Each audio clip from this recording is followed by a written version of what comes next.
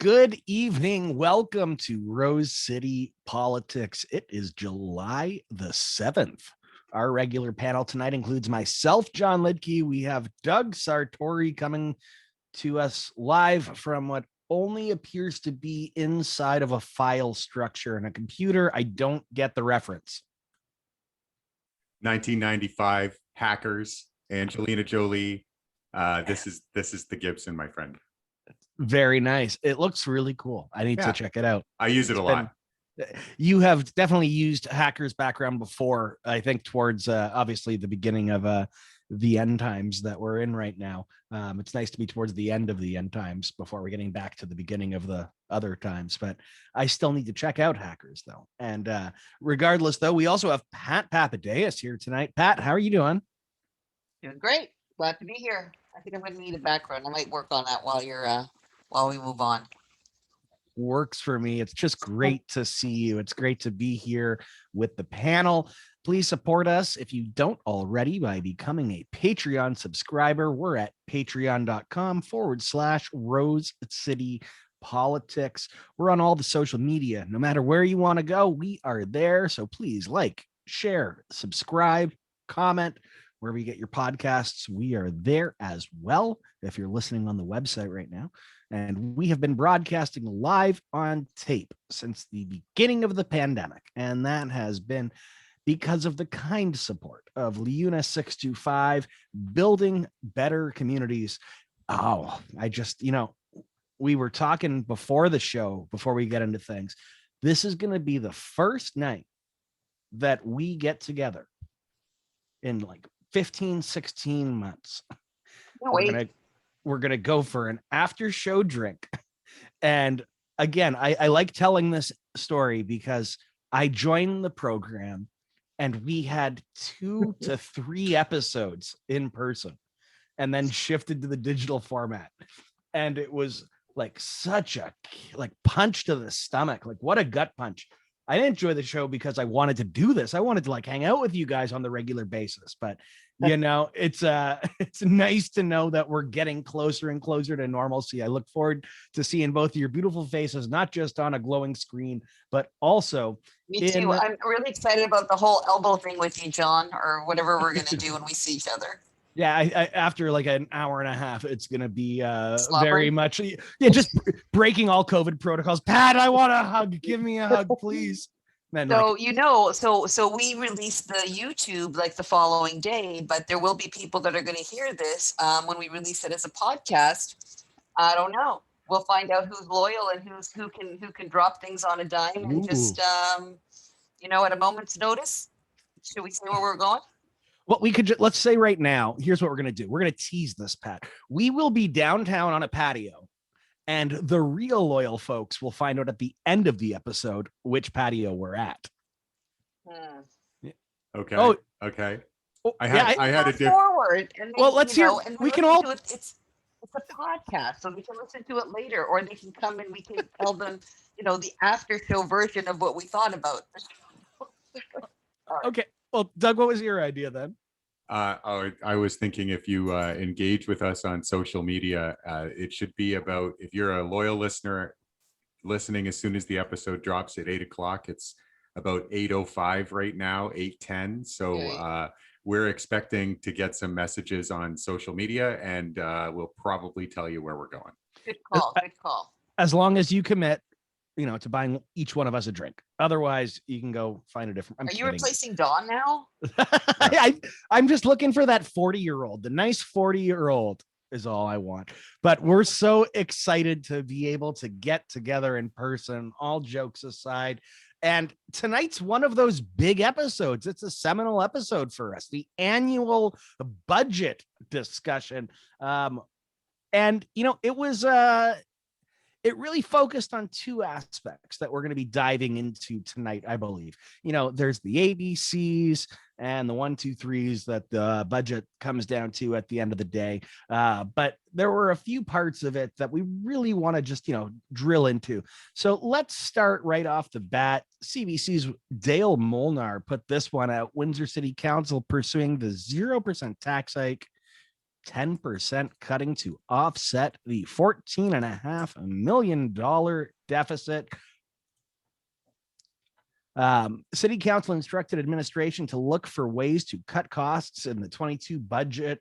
Administration had suggested a 5% cut across the board and a levy of a tax hike of 1.16%, but that was derailed when Councillor Fred Francis made a motion to stick with the status quo of Windsor for the past 15 years. And he wanted to get 10% cuts and a 0% tax increase across the board. The motion passed by a very narrow 6-5 margin. Council voted to seek financial help, of course, from upper levels of government. I don't think that's going to be a surprise to anyone that's listening. And in March of this year, the city had reported to receive about 19 million from 3 programs for municipalities, including 6.1 million from a public transit fund under the Federal Provincial Safe Restart Agreement. We're going to be diving into the new economic development department at the city, as well as this 0% budget increase that has, now been continued. It's the never-ending continuation of this. But let's go to you, Doug, just right off the bat. I know you watched it. I watched a bunch of the meeting as well. Did anything surprise you watching through? I mean, I don't want to try to derail the next 2 segments here, but like, what were your takeaways from watching through? So before I get to that, I just want to talk about maybe address a little bit what was actually happening on Monday night or Monday afternoon. The administration was asking for its marching orders for how to develop the budget. So this is the start of the process. The budget meeting, next winter will be the end of the process. So what council was looking to do here was give direction in terms of how that budget should be constructed. So I just want to clarify that because we're not locked in. The city is not locked into a 0% increase. What council voted to do was to ask administration to continue the practice of planning for a 0% increase and providing options for 10% cuts across the board. Typically in the past, those options have been unpalatable. It's things like closing community centers, closing pools, that sort of thing, and it doesn't end up happening at budget day. But I just wanted to clarify that. So on the issue though, can I just jump in for ahead. one quick sec? Not to correct you by any means, but one of the big things that was thrown around at the council meeting was when you are seeking this 10%. I mean, you said pools, and that, in a recreational context. The big thing that was thrown at the meeting was closing fire stations, removing fire trucks from our departments, right? So the big angle of it was these are always scare tactic type cuts. And, that's, I think, where I saw a bit of the conversation going like, what's the purpose of this? Like, it's just, they'll never go through, but it really freaks a lot of people out when they hear it.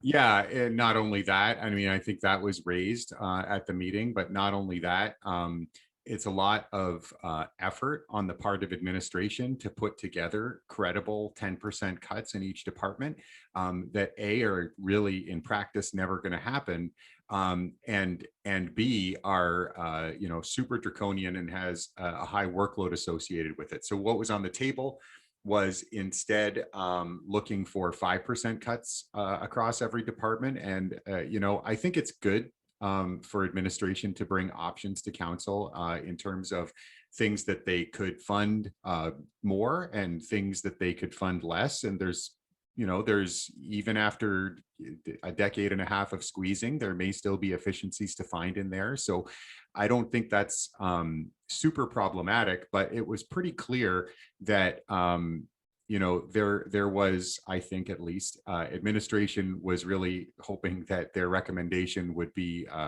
adopted, and as you said, it was not. I was pretty clear about this. Actually, as it happened, I was talking about this on social media while the meeting was happening. The hold the line policy is a failed policy. The stated goal of hold the line was to bring jobs to Windsor. Over the period 2003 to 2019, Windsor was in the bottom 3 in terms of job growth of Ontario cities. We were among the weakest job growth. So after all this time of tax cuts that were intended to deliver prosperity and intended and promised to deliver jobs to this community, that hasn't happened. So by the stated policy goals of the politicians who brought this policy forward and supported it, it's a failure. Why are we continuing to pursue a failed policy? I don't understand it. Honestly, I think that there is an appetite in Windsor for this kind of thinking and for this kind of attitude, but I don't think it's very broadly distributed in the community. And I think that this worked in the mid 2000s when there was widespread perception that Windsor was a high cost jurisdiction, that Windsor was had an inefficient city administration. Windsor had some pretty serious scandals around that time as well. So I think that there was a strong perception, and that was crafted into a consensus around this policy. Here we are at the other end of many years of pursuing that policy. And like, why are we beating this dead horse? It's a failure, and it's holding the city back. So, and I'm gonna let someone else get in. But my last comment on this is, I'm super disappointed that this went down this way, 6-5. If you look at the breakdown of the votes, actually, maybe I'll wait. John, you're probably gonna get to that, right? Okay, I'll hold my fire on that and give someone else a shot. Pat, let's bring you in on this. What's your take on it? I've got those numbers that we'll get into there, Doug, how the votes went down. Yeah, I think we should get into a little bit about the who's who on those votes, because I think that's an important discussion, and I'm looking forward to having it. Totally agree with Doug. It was a failed policy, but if you want to go further, first of all, this was on the consent agenda. Let's start there. This was on the consent agenda, and I think the second topic that we're going to be talking about today. Pat, let's break that down. I mean, there are some people that listen that might not understand what the difference is, between the different agendas. What is the consent agenda exactly? Well, consent agenda simply means that actually there's no anticipation that this is going to require debate and voting. And so the reason I'm mentioning that is, once you get into how everyone voted, it also matters to you, I think, if I were a city councillor sitting around the table, how I would prepare, sort of what I'm looking at on my agenda as what is going to be possibly controversial, or perhaps needs a little bit more discussion and information, and questions are going to be asked, and what is sitting there on the consent agenda as pretty, expected to move forward. Now, of course, the process allows for something to be removed from the consent agenda and placed on the table for debate, and that's what happened. And let's be clear, who was that? Fred Francis. So I'm going to go back to Doug's comments. We are Rose City politics. We're not operating in some theoretical universe. The hold the line on taxes and that entire policy framework that of austerity, that as a city, and you can look at the results, and I don't care how you want to spin it. I agree with Doug. It's been a failed policy that essentially it was moved from the consent agenda from the brother of the mayor who ushered that in, essentially. And that was Fred Francis, Ward 1, currently Ward 1 City Councilor. And I'll have a lot more to say about Fred Francis. I tweeted about it. I couldn't help myself. I was back in my, my form when I did that. And I called him a one-trick pony. And you know, this is the only thing he ever talks about. Take a look at like his entire record on city council. Somebody told him, I wonder who, go out there and just keep saying, hold the line and don't let them raise taxes. And that's the secret. That was your brother's secret to success. I got news for you, Fred. You're not your brother. Okay. So and you know, it was very clear, and that's fine. This part is, I'm just pointing it out. I don't have a critique of this, but it was very clear that the fact that it was going to be removed from the consent agenda was actually discussed. Um, because at one point, and I just actually listened to it in the hour just before we started the show, so it's very fresh for me. I had to fast forward because I was going to listen to 10 hours or whatever it was of council, but I tried to fast forward to the juicy parts, and boy, were there some juicy parts. But I mean, at one point, as Fred's talking, Councillor Francis, Ward 1, says, I don't know if Councillor Geniac will raise this, but Mhm. you know, so clearly there had been a discussion, and she did in fact go next. A lot of disappointment in some of the others though. So I'll stop here, and when we come around to sort of the play-by-play, counselor by counselor critique, I'm happy to jump in there. Yeah, that was one of the fun ones that I had seen as well. It's where you know that there's coordination before the meeting because he went, well, you know, I think I'll defer right now to Councillor Geniac, who might have something to say. It's like, well, I don't know.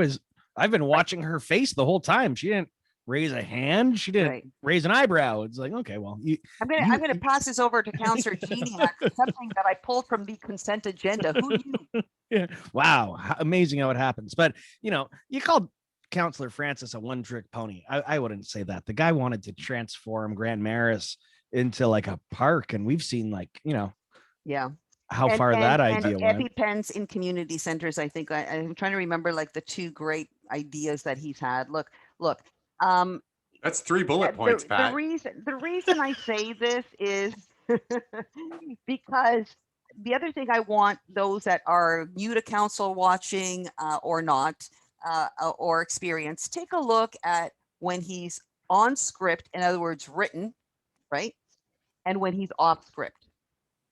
He really only can talk about one thing. Like, I mean, he's got just like one thing, and everything else that he has to talk about is scripted.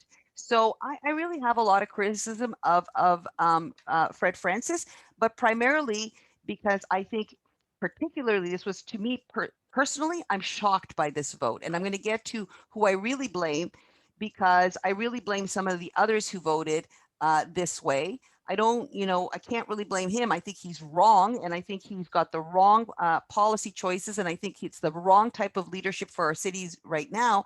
But I blame the others who carried that vote to make that happen. You know, we are going to be talking later about the other piece, which is the realignment brought forward by the CAO.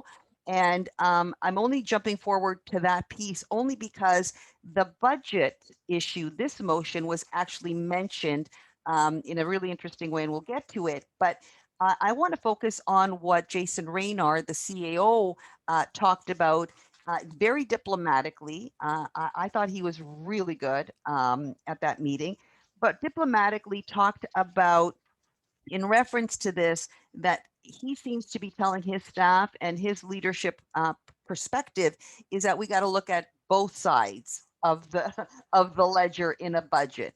And this city has been focused on cut on the expense side.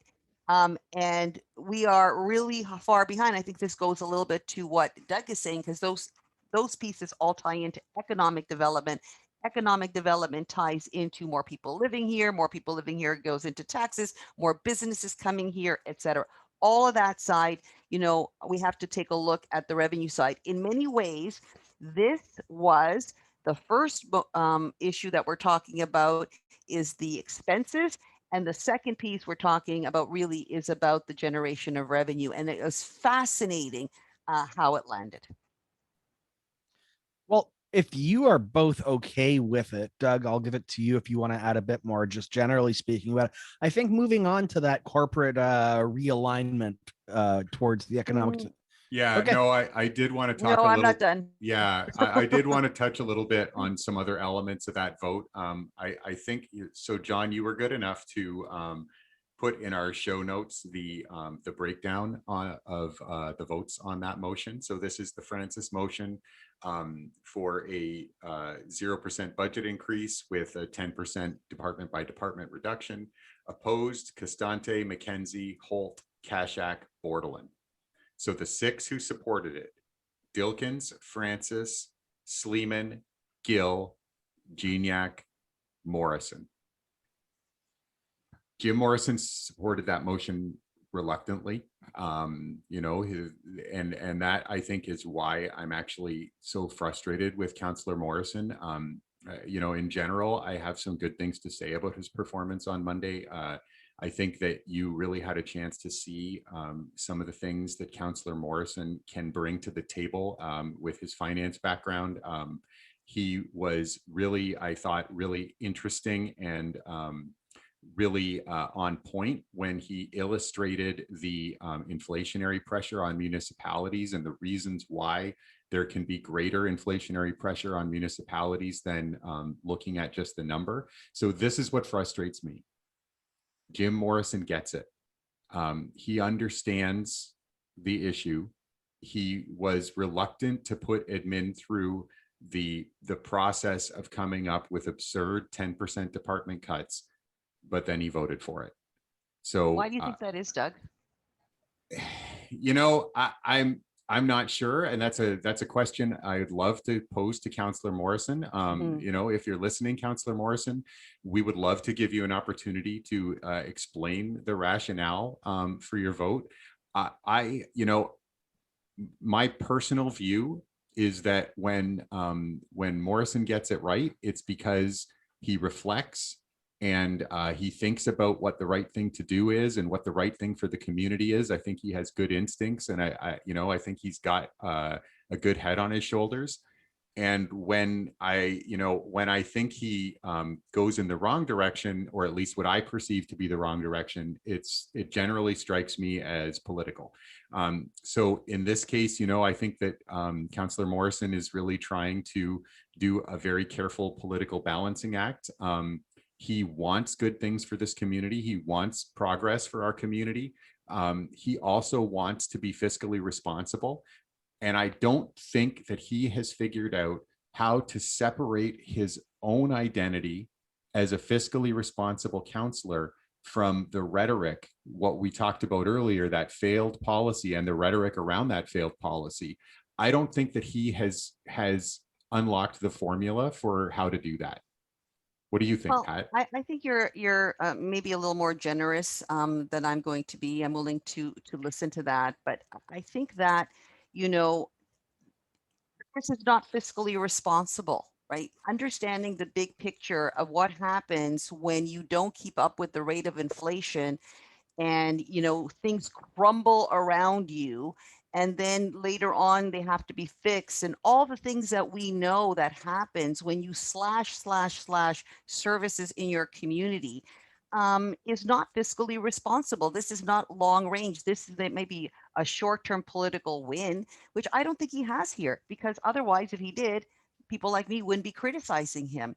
And so I do think that maybe he's conflicted, but I really, maybe I'm going to go back to the fact that this was on the consent agenda and maybe some people were not prepared, right?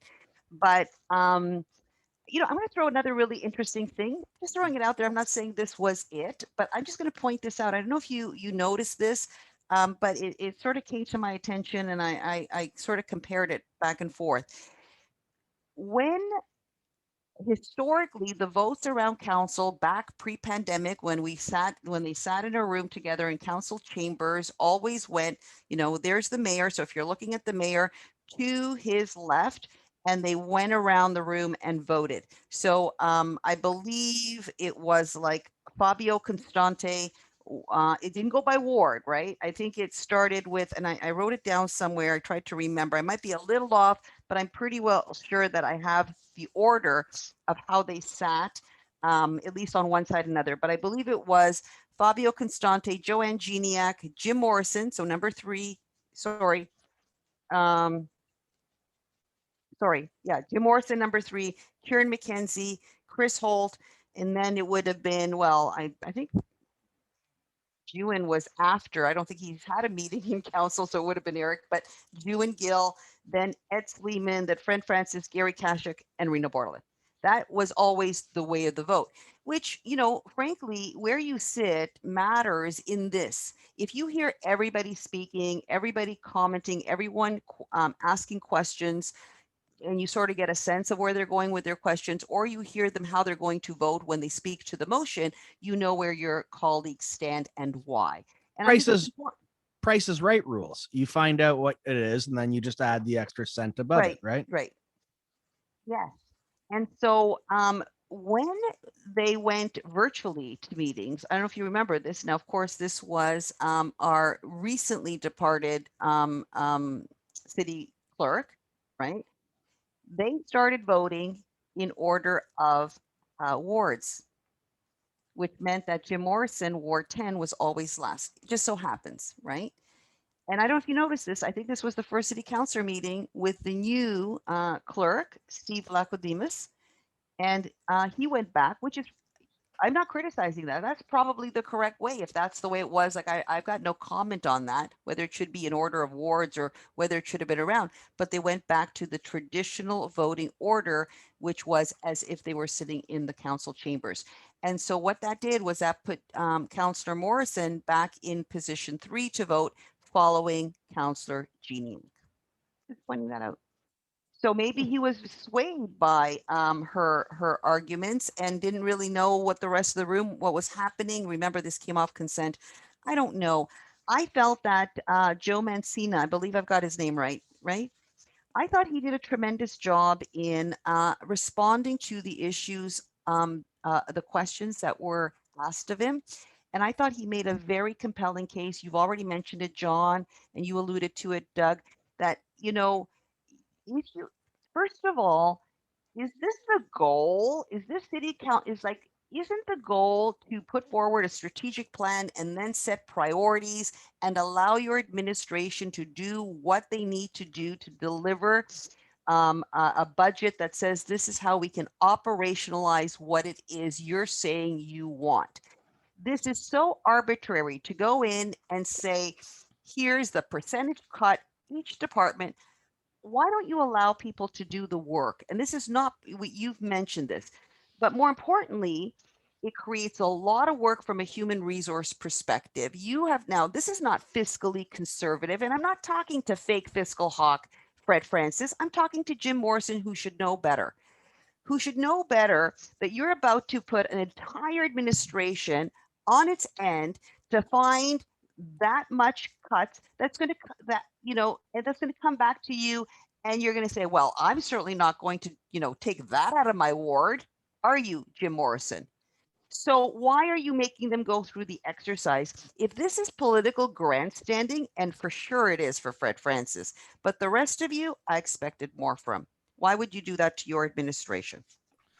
Yeah. Morris, So Morrison was the really interesting one to watch, because he was the one who said specifically, I'll support 5% because 5% makes sense.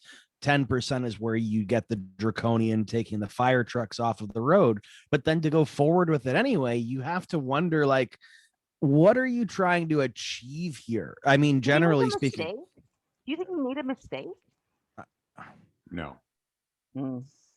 So Well, I just wanted to jump in and talk about those dynamics a little bit, Pat. I think it was really interesting the way that you articulated that, and I'm not sure if there's conversations about what a political winner this idea is, or if Councillor Morrison's actually hearing from residents in his ward, but it may be still an effective argument for a Ward 1 councillor to make. Ward 1 is a pretty conservative ward. Ward 6 is a pretty conservative ward. It may still be effective to make these kind of arguments and do this kind of posturing in those wards. Maybe. I'm not sure that's really the case, but maybe. I think there's a vulnerability there because to your point, Pat, a truly fiscally conservative argument is probably going to trump a phony one. But Ward 10 is a very different ward.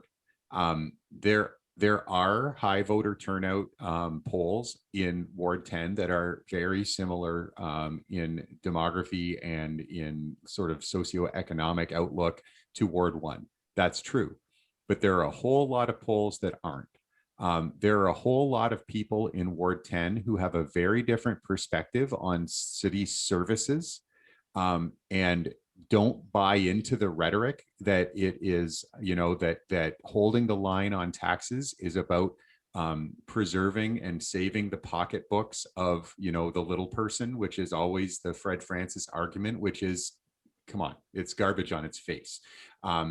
There's no problem with plumping out for fancy streetlights in Southwood Lakes, Right.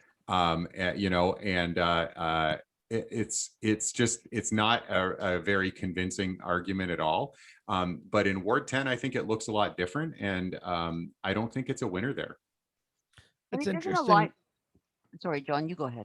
Yeah, no, I was just gonna say, it's interesting. I had said in the chat, the faux fiscal hawks here, they don't really actually care about this kind of thing. How much are we spending on a streetcar? How much did we spend on Christmas lights? How much did we spend to immediately change Sandpoint Beach without following the plan that we actually had? There's always money when it needs to be done immediately or for these projects, but when it comes to, generally speaking, and I think, Doug, you hit the best nail on the head with the lights, like decorative lights. Like, come on. I mean, everyone sees this, but you got to think it has to be working for them, because would they not be doing it? If you are really concerned, if you're really concerned about the impact of city government on the pocketbooks of the vulnerable people in this community, why are we not talking about holding the line on transit fares? How has that never come up? We hold the line on taxes, but transit fares have gone up double-digit percentage over the same period. So Right.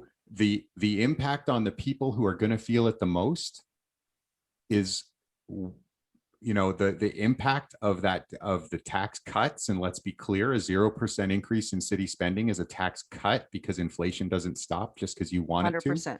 So the impact of those tax cuts on the people who rely, for example, on transit to get around the city is totally blown away by the additional costs they have for basic transportation. So Right.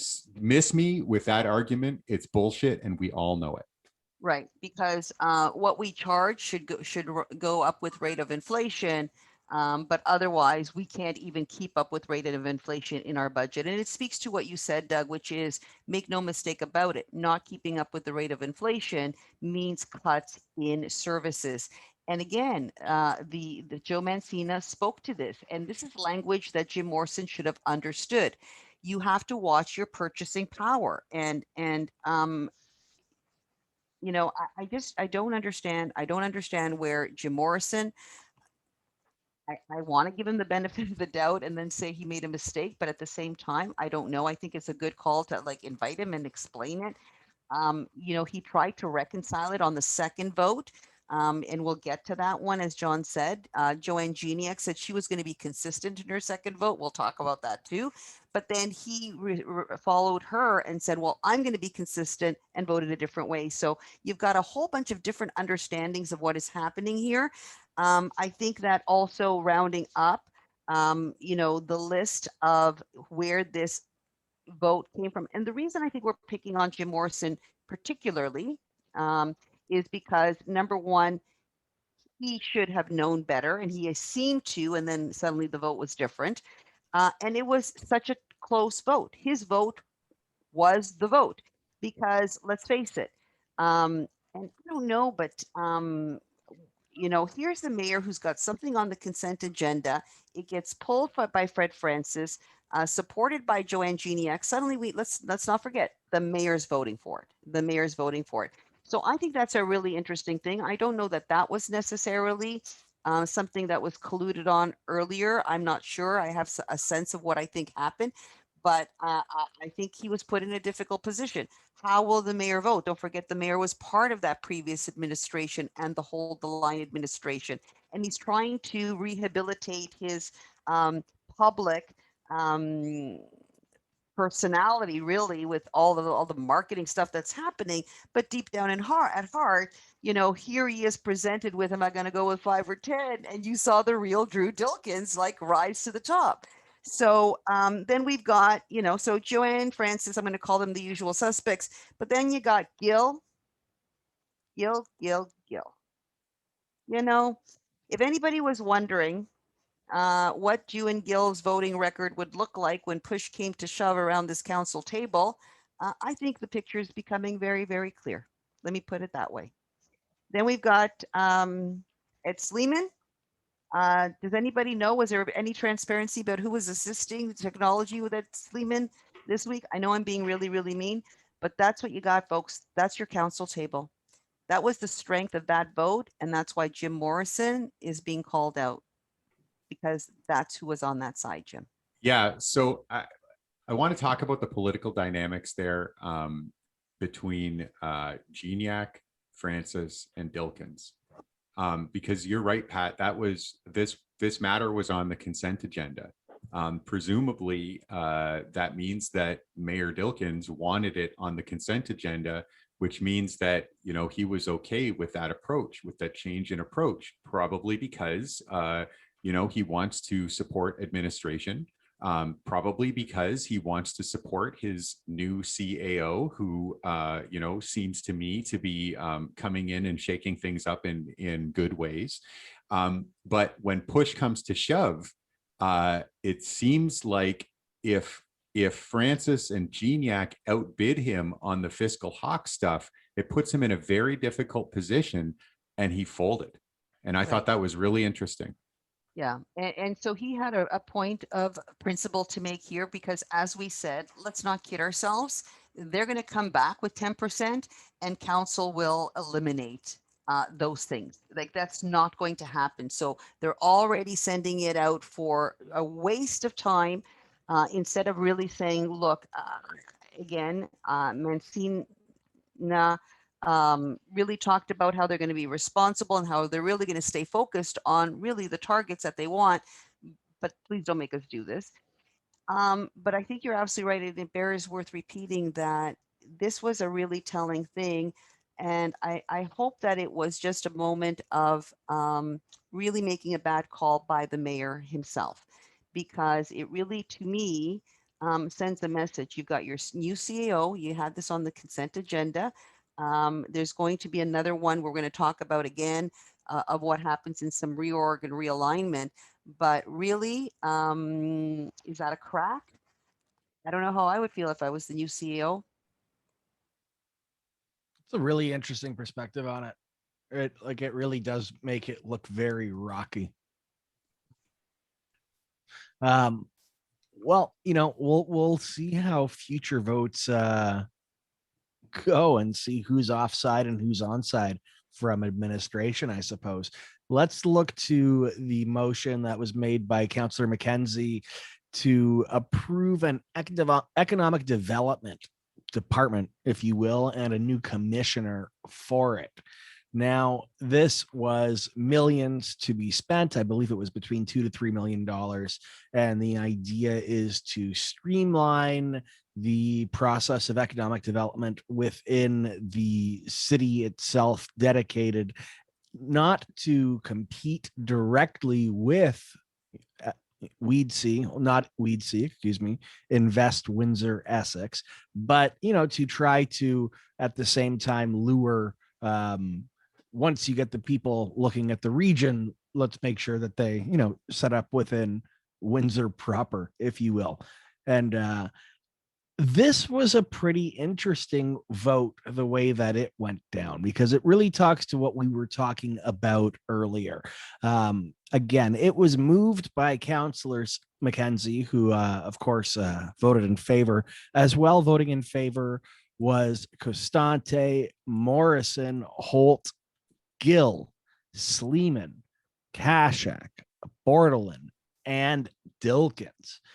Opposing this new department that would focus on, I think, what's arguably been called the number one issue that council needs to be focusing on, diversification, if you will. There were phrases that were thrown around during this debate about, God forbid if an Oshawa would happen, specifically was the term that was thrown out at one point. So obviously, like we've had this conversation opposing though this motion, Francis and Geniac, which I thought to be very interesting. Dilkins voting in favor for it, not needing to vote at all, quite frankly, deciding to cast the vote there so it is on the record. And you see these two who are now opposed to creating an economic development department and streamlining business. Doug, I mean, I was shocked when I saw these two voices opposing it. It didn't make any sense to me. Yeah, it's really interesting. And so my understanding of what went down and what was being proposed, this was the reorganization of the corporate leadership team at the City of Windsor, and the moving of city departments into a new, umbrella department focused on economic development. And I think if I understand, and I've got to say, I was pretty skeptical of some of the elements here, but when Mr. Raynar described it, and it left me with a sense that, if you want to think about this, by analogy, Invest Windsor Essex, the agency formerly known as Wheatsea, as one councillor called it, made me chuckle during the meeting. That is your sales department. That's that's the team that is there to answer questions of people who are kicking tires, put the best face on the region, basically try to attract potential investment. And what I was hearing about the economic development focus at the city is that it's more like the customer service department. Once someone has decided to invest in Windsor, how do we align city services to make sure that they are delivered in a way that is going to maximize the potential of businesses locating in Windsor? How do we use the city's resources and the work of the city to advance economic development and diversification? And I found that to be a pretty convincing argument. One of the things that will be one of the parts of the city organization that will be in this new department is IT. And so that's, that speaks to me. That's the business that I'm in. And there are so many things that the City of Windsor could be doing in terms of its IT department to encourage development of business, to nurture new businesses, to nurture local tech businesses. There is so much that could be done. So I think that's a really interesting and exciting prospect, and I think there's opportunities there. But I get the sense, and I don't think it's too hard to detect. Watching these meetings, something I mentioned in passing on social media is that that Brady Bunch Zoom format is really good. Way better than the 2-camera format, because you can watch the faces of every councillor all the time. When Jason Raynar talked about looking at the revenue side of the equation, and he brought up the example of the Edmonton Power Utility and how they've generated revenue, Joanne Geniac rolled her eyes, looked skyward, and she wasn't on mic, but it looked to me like she was emitting a heavy sigh. Safe to say, Councillor Geniac is not a fan of the new CAO, to the point where she was willing to engage in some pretty unprofessional conduct as a person sitting around the governance table dealing with staff. This is your staff. And so again, I go back to that potential point of fracture and friction between the kind of the fiscal hawk dead enders, the fake fiscal hawk dead enders, Geniac and Francis, and Dilkins, because this is a problem for Mayor Dilkins if two of his most reliable council allies are not sold on the new CAO and are not sold on a new approach, he's going to have to figure out how to reconcile that. And that's a big challenge. He's fighting on two different flanks, which is not something that we've ever seen before in this dynamic. I actually don't think so. You know, this was 9-2. There's consensus. You know, I think there's consensus around that table that, you know, that the new CAO has some fresh ideas and there are some opportunities here, or at least there's consensus among, you know, better than 90% of the people around the table. I don't know that there's, you know, there are two flanks to fight on, but it's an interesting challenge, given that on other issues, they, you know, they would like to be in alignment. So, you know, I guess, Pat, I want, like, what does this mean, do you think, seeing these two offside specifically, you know, the other vote as well? I mean, has Dilkins lost? You know, I don't want to call them lieutenants, but, you know, you would think that they were always reliable, and like those three, if they weren't going to be the group, like what was going to be the group? And in this Well, case, to be so offside. I'm going to say that first of all, like in terms of council dynamics, you know, he lost. Here's a blast from the past, but he lost John Elliott and Paul Borelli. So, but you know, he's got Sleeman and Gill. I'm going to go so far as to say that right now. So you got some right in the bag. I think that the Francis and Geniac on this particular vote and in the previous vote um, uh, uh, present toxic elements for the new direction under new leadership of, in my view, as Councillor Francis wants us to state when it's an opinion, in my opinion, a tremendous visionary for the city of Windsor with incredible talent. That's the way I see it right now. It's a political show. In 3 years, am I going to be critical of him on something? Absolutely. You better believe it, or my name's not Pat Papadeus. That's not the point, right? He's extremely capable. And now is the time to provide the space in which to realign. And that's all that was. So to me, Councillor Francis and Councillor Geniac, and it's really interesting because she did some dog whistling in there. She then went, you know, you mentioned staff, Doug, but she went on and talked about, you know, discord in the staff that, you know, sudden changes could create. It's really a fascinating thing. I was really fascinated by what I watched. I want to reiterate, I think you said it really well, Doug, that when you listen to him, why justify the rationale behind this realignment. What was very clear is this was not going to duplicate Invest Windsor Essex, formerly Windsor Economic Development Commission, but this was really about supporting their work. There are different partners, you know, Invest Windsor Essex is one of them. TWEPI is another. Those are regional organizations. But in any event, and primarily the Windsor Works plan, implementing that plan, which is coming forward anytime now. I think it's in September, which is Windsor specific. So all of what he's trying to do in this realignment was basically the considerable need that he mentioned in that way for the city to align its services, its processes, and all those things to put business and investment and jobs and all the things, right, first that can happen. You know, you mentioned, you said it really well. Invest Windsor Essex can court, if you will, a possible investor, developer, business, whatever, to our city.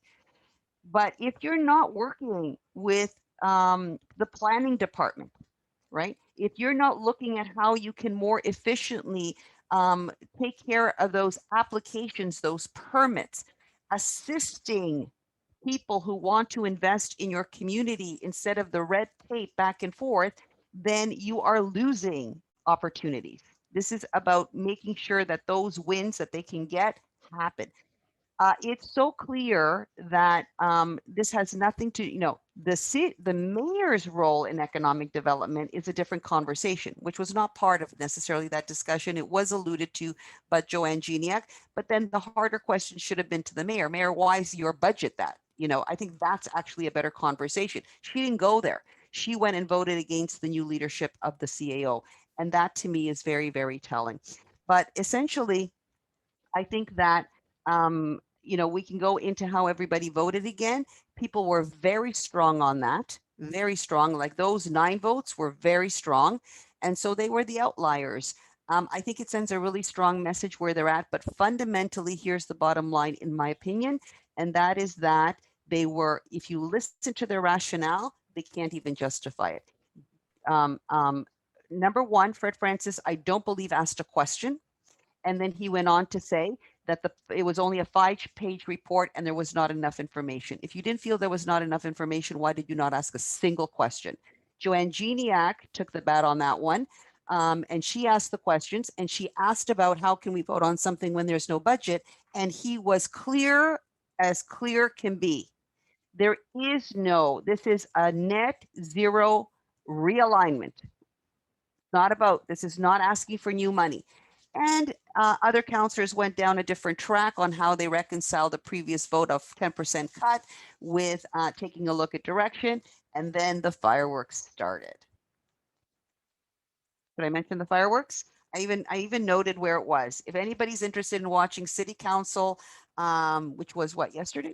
Was it yesterday? Monday. July 6th, July 5th, whatever it was, the first week in July meeting. Go to the 3 hour and 33-minute mark, and maybe just a little before that.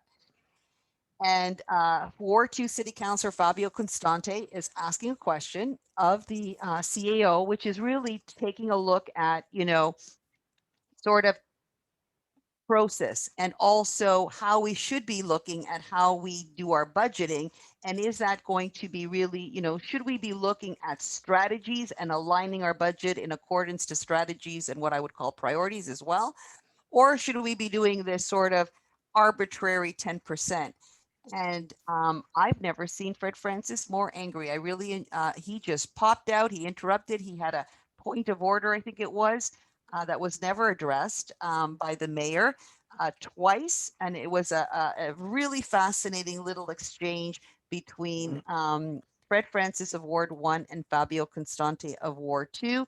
But really, he basically said that he had prefaced his questions with opinions that Fred Francis did not want to accept. And if you take a look at Fabio Constante's sort of comeback to that, he basically said, no, let me be clear. I don't think you understood me. This is what I'm asking. And certainly, if you had any confusion the first time around, it really was clarified the second time around. And yet he basically did well, that's your opinion. Fascinating. It was, and again, to go back to the Raynar thing, the question was asked. Costante asks the question, if I've got my sequencing right, then Jason Raynar gave an extremely diplomatic and professional answer that boils down to, if council hands us a shit sandwich, we will eat it with a smile on our face. And then on Costante's follow-up question, Francis loses it. And I want to be fair, he didn't lose it. He angrily raised a point of order. But isn't that interesting? It's the combination, I think, of the question asked and then the answer given. And if you watch that, and again, it's so great to be able to see all 11 faces plus, whoever they're talking to on the screen at the same time. You can watch Councillor Francis's blood boiling as that exchange is going on. It was really fascinating to see. And at the end of the day, he interrupted the meeting. He expressed his frustration. There was no response to the point of order. What did he accomplish besides looking like he didn't have control over himself? Yeah, and certainly the temperature was rising from a lot of that, and again, you got to think of it this way. Here's a counselor who pulled something off the consent agenda, and it went his way. And I think to the surprise of many, and I think to the regret of many, ultimately, as we've already discussed. I already mentioned the mayor. I already mentioned the mayor in the previous vote. And let's not forget, the mayor was the deciding vote. That was that close, right? It was 5-5, and it would have failed if it landed as a tie. It would have failed if he voted in support. Really, I'm going to frame it this way, of his administration, his recommendation, obviously, because that's what it was. And he chose, and I think he was. But here's a counselor who's just accomplished that, and suddenly he's red in the face throughout this whole conversation. Well, what's happening here and what's different? I think, and again, I know we're doing a lot of inside baseball and you got to watch it, but in essence, I really think that he's got some issues with the new CEO. And because that's who was answering the questions, and he was brilliant at it. You know, I don't often give credit to the mayor, and I've already made my comments on the first vote, or at least the first issue that we talked about tonight in terms of the voting. I have to say, though, that I thought he handled himself very well on the second one. And he really sort of provided support there as it was needed. And he really framed the question really well. While Francis and Geniac were off talking about, I don't have enough information, and I don't believe that this isn't going to cost us money, right? Even though we're telling you this is, you got the answer, that he came back and he basically, I thought, brought it back to a high level. And I'm going to give him kudos for that. He brought it back up to the highest level because Fred Francis wants to go in the weeds. Fred Francis wants to talk about what every department head should be doing, and maybe reorganizing some and send some off to Siberia and send some off to Roseland and send some off to somewhere else, or whatever he thinks his job is. And yet the mayor was capable to cut through that and go to the highest level, which was basically remind his colleagues that they endorsed unanimously the Windsor Works report. And theoretically, they understood that. Now, you can't just go, unless you want this to be some other among the collection historically of some consultants' reports that are going to go sit and collect dust on a shelf, then you have a responsibility, you have some accountability to say, we have to do the things necessary in order to put that thing into motion. That hasn't come yet, the operational, and I think there's going to be a lot of room for debate about how that is. And I think actually there's going to be some awkward and uncomfortable sort of, things between the mayor's budget and this and all of that. But give credit to the mayor that he basically said, we can't farm this piece. We're giving it a new title, we're giving it a new alignment, and we're putting the pieces in place as was so well articulated by the CAO. But essentially what we're saying is, we're seeing the responsibility that the city has in line with the strategies that we set out, in line with that report. And this is not about Invest Windsor Essex and the amount of money that goes there to do what they're doing, which is very separate than this. Mayor Dilkins, I believe, actually said at one point, we have all these master plans. It's time for us to start implementing them. We can't have them just sitting on the shelf, which, quite frankly, was a point that I made in one of our recent articles. So you're welcome, Windsor. But I found it to be a very interesting, divergence, as I said at the outset, from what you expect to be a pretty solid block. And it'll be interesting to see how votes go, moving forward on certain issues. If it's going to be, these fake fiscal issues, are we going to be able to rely on, an opposition of 2 against the rest? I don't know. We'll see, right? And I guess with that, though, we've had a show. We've had a whole budget show. That's what happens with these budget episodes. We usually end up dropping the rest of the segments and just focusing on that. But we do have a little bit of time for your consideration. So how about, Pat? I'll go to you first. I know that you've got 2 things that you wanted to mention. I think that we've got some time. Okay. Well, the first one is fun, and I just want to, for everyone's consideration, and I think it's important because Rose City Politics is the presenting sponsor of this. For those of you who may have seen, the Windsor International Film Festival announced that, and again, I guess, full disclosure for those that don't know, I'm on the board, proudly on the board of WIF, and we're bringing back the drive-in style event called WIF Under the Stars. Actually, all programming that's outdoors for WIF is called WIF Under the Stars. So I'm just going to leave that little teaser there that there might be more than just drive-in, but the drive-in event is coming back, and the dates are Friday, August 20th to Saturday, September 11th, which actually is longer than last year. So more movies, more nights, more matinees, more. I mean, it was just the reaction from the community was phenomenal last year. But here's the exciting piece that I wanted to mention for your consideration, where Rose City Politics comes in. And that is that everyone, well, hopefully everyone knows about the Mark Boscariel 48-hour Flickfest challenge. That is something that was named not only after WIF's founder, but our dear friend and co-host on Rose City Politics, which is why we're proud to sponsor that particular hyper-local, hyper weekend event. And for those that don't know, amateur filmmakers of all levels. So first time, we absolutely think you should register, get a team together. It is so much fun. Basically what happens is at 7 o'clock on Friday night of, I think it's the 22nd of July, whatever the Friday night is, 22nd, 23rd, maybe it's the 23rd, 24th, 25th.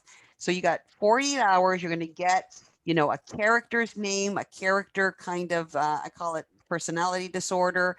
Perhaps you know what they do for a living. You're going to get a prop. So it could be like the stapler, and you're going to get a line. And those things have to be in the film. And that's basically to keep the competition clean, that this film wasn't done before you got, you know, the go ahead. And people have to shoot it and edit it and direct it and come up with costumes and music and dialogue and all of that stuff and deliver it in 40 hours. It's absolutely, I think there should be like a documentary on the making of the 48-hour Flickfest, but nonetheless, really excited that RCP is sponsoring that. And here's the exciting news. Flickfest this year will be screened at the drive-in.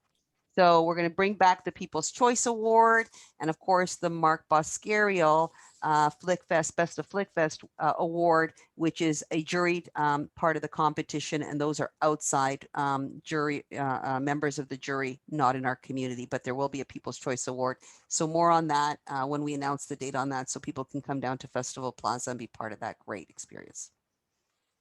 Oh, so very cool. I can't wait for that. That's going to be a lot of fun. It's going to be a lot of fun. Doug, what's up?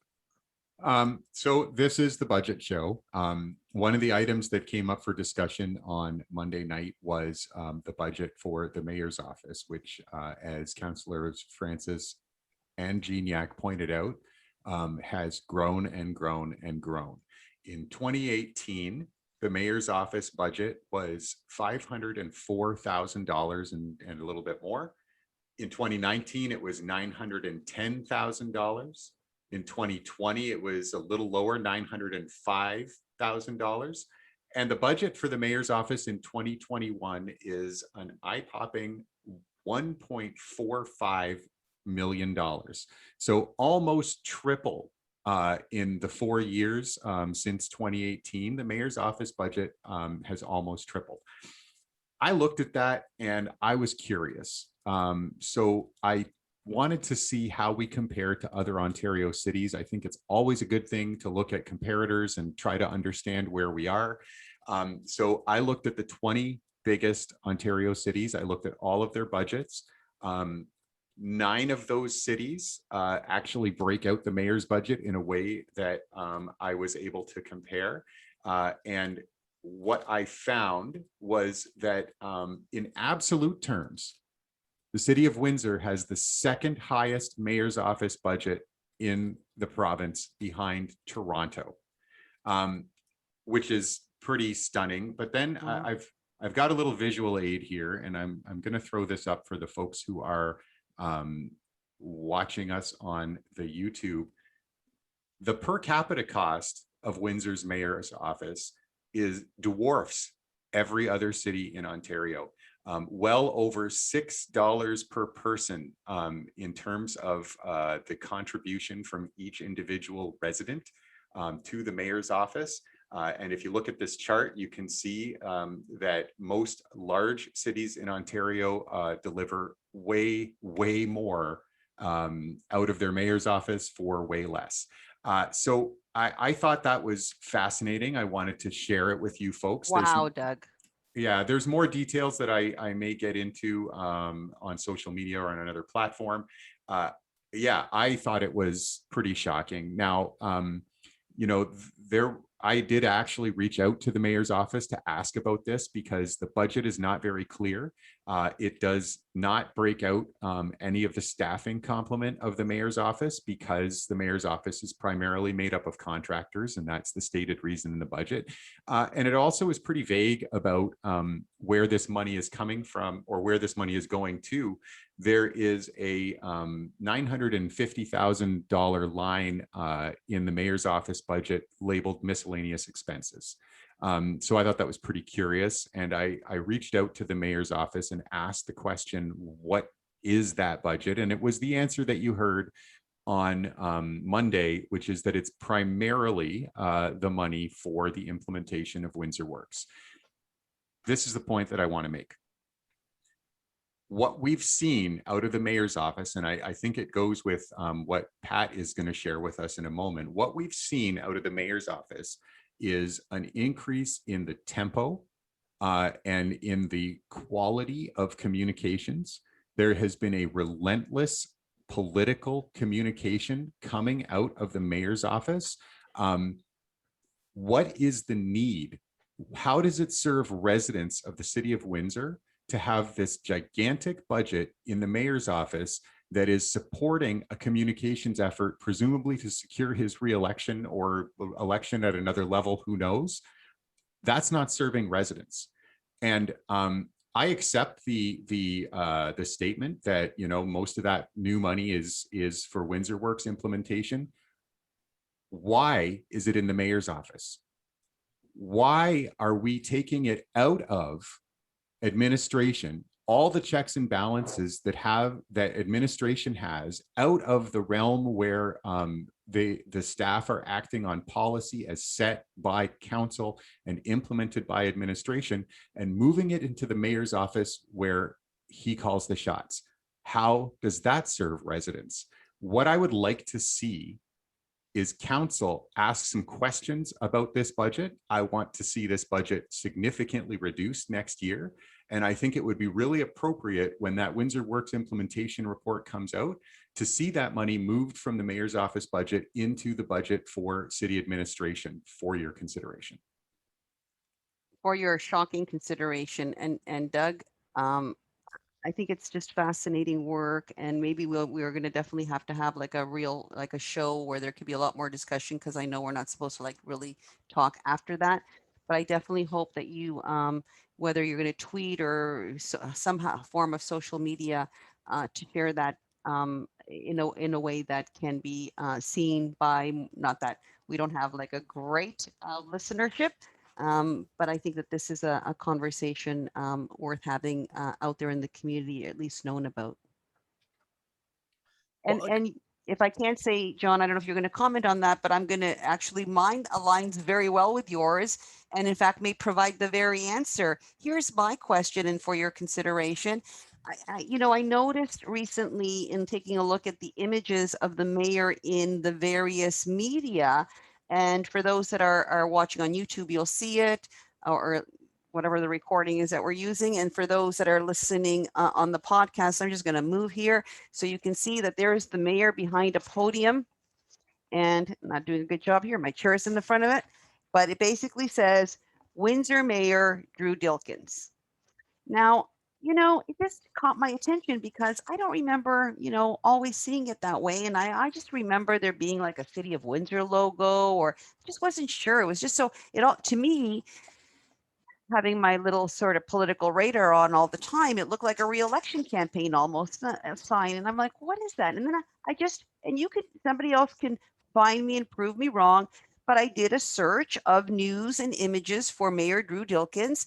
And there's actually a line that's very clear.